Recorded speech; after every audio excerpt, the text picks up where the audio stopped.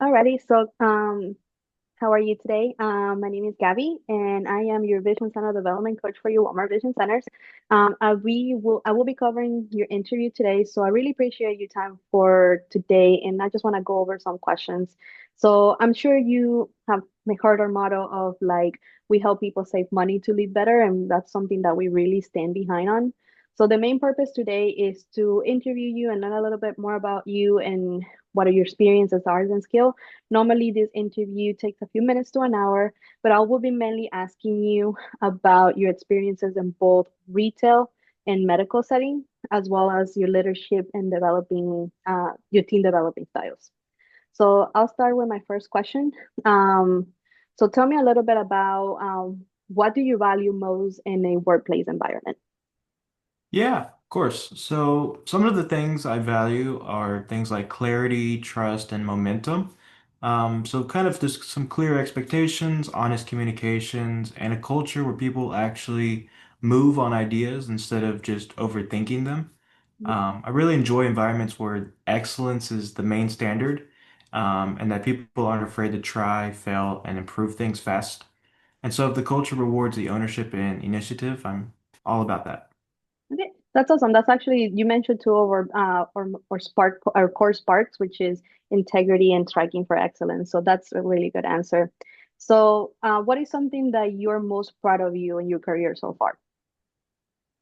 I guess one of the things I'm really proud of is just all the projects I've worked on, specifically some of the website projects I've worked on, and then just getting to communicate with those people and helping them build and launch those websites. Okay, good. So describe a challenge that you have faced at work and how have you handled it? Yeah, there was a time in my previous job where I had to do a task, and the manager told me, "Hey, go do this task." And when I went to go do the task, she came up behind me and she was like, "This is not the way you should do it. You have to do it this way. This is the way I want you to do it." And at first, the way that I wanted to do it, it seemed easier, it seemed more, efficient to get the job done, get it done quick, get it done well. Mhm. And her way seemed longer. But I had to recognize that she was my boss, and without being rude or argumentative, I just accepted her feedback and what she wanted me to do, and I was able to complete the job. And it actually didn't take as long as I thought it was going to take. Okay. Um, so tell me about a time that you went above and beyond for your job responsibilities. Yeah. So kind of going back on the previous job I was talking about, we usually have a set department that we work in, and occasionally we have to help out with other departments. And usually that's on a volunteer basis. And so a lot of times I try to make sure that I'm the one that's volunteering and stepping up to help others out. Okay. Um, so these are going to be a little bit more specific. So this one's going to have to do a little bit more with like project planning. So tell me about a time when you had to navigate through a long-term project. How did you align it with the company goals? And then what was the approach that you took and what were some of the results? Yeah, so there was a company, he actually has an engineering firm. So what we started off doing was we made him a brand board, kind of putting all the thoughts and pieces, colors, fonts of his brand onto paper and on a big board just so he can look at it. And then from there, after discussing what we wanted to take and leave from his old website, I was able to take that brand board and then the notes that I got and gathered from him, and then we are able to put the website together and get that launched. Okay, good. So how long did it take for it to for the project itself to be from the beginning to end? Yeah, it took about a month, month and a half. Kind of just the first couple weeks were about gathering the information from his old site and then communicating with him and his new partner. And then the last 3 to 4 weeks was really just putting the site together and then going back over the site and making edits and adjustments. Okay, good. So the next one has to do with analyzing data, and that could be either performance indicators or just data just around trends. Share an example how you use that data or those key performance indicators to create an action plan for your team, and how do you follow up on that plan? Yeah.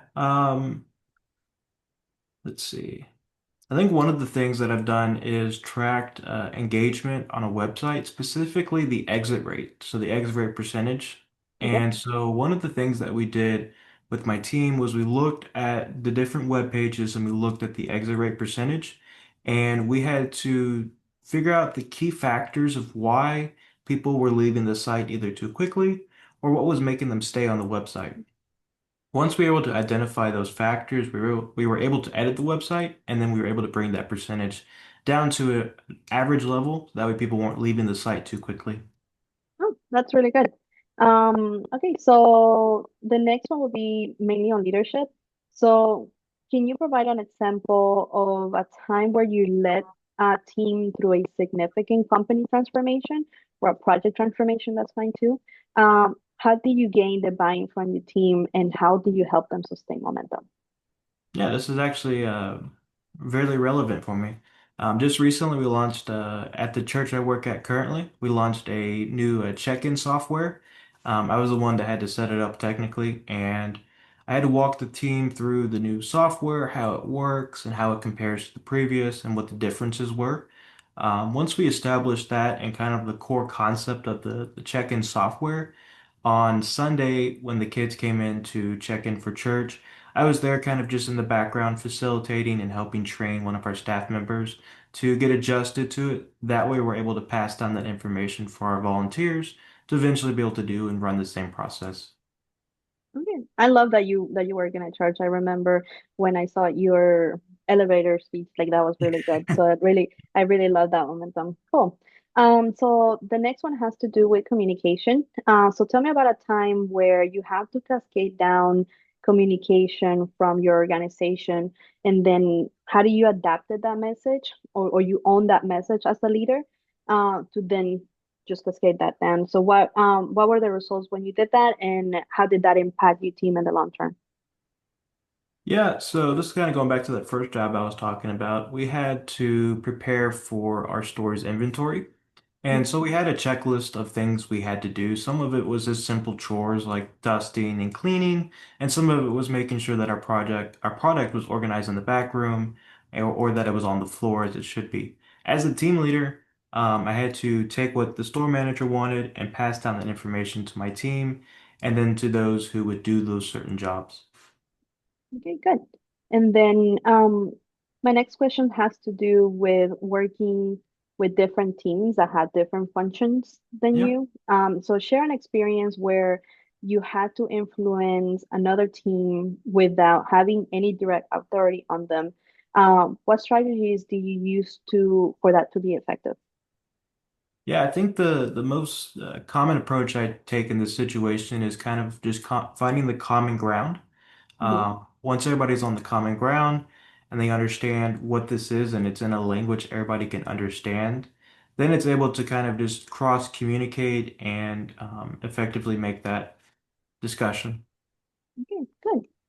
And then my last question is, what are some of the ways that you use leadership or situational leadership, and it says skills versus will to develop your team members? Yeah, so some examples, high skill or high will, I usually do a little bit of empowerment and some delegation within the team. When there's high skill, there's low will. I try to make sure that I reconnect to the purpose and vision. Mhm, Some low skill, high will, just training and development. mhm. And then low skill, low will is kind of resetting expectations or kind of repositioning the team. Okay, good.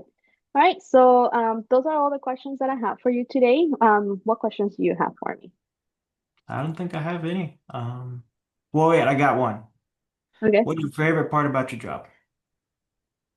I think freedom. Freedom is one of the favorite things about my job, being able to manage my own schedule.